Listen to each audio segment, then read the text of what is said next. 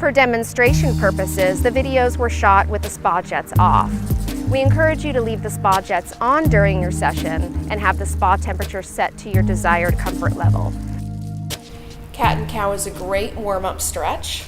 It helps the flexibility of the spine and warms you up for greater poses.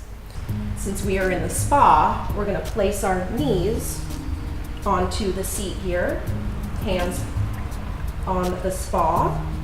Make sure that they are hip distance apart and your knees are hip distance apart as well. On the inhale, we're going to cat pose, which is chest shines forward, bend the knees, and gaze to the sky.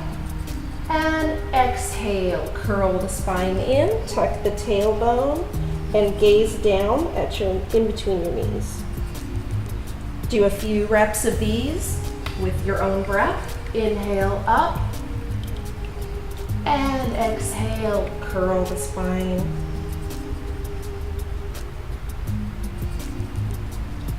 So cat-cow is fantastic as a warm-up. It just elongates the spine, curls the spine in, and generally makes it nice and flexible for you to go upon your yoga. So we'll inhale one more time, elbows in, and exhale, curve the spine, gaze down, inhale, up. And do a few on your own with your own breath.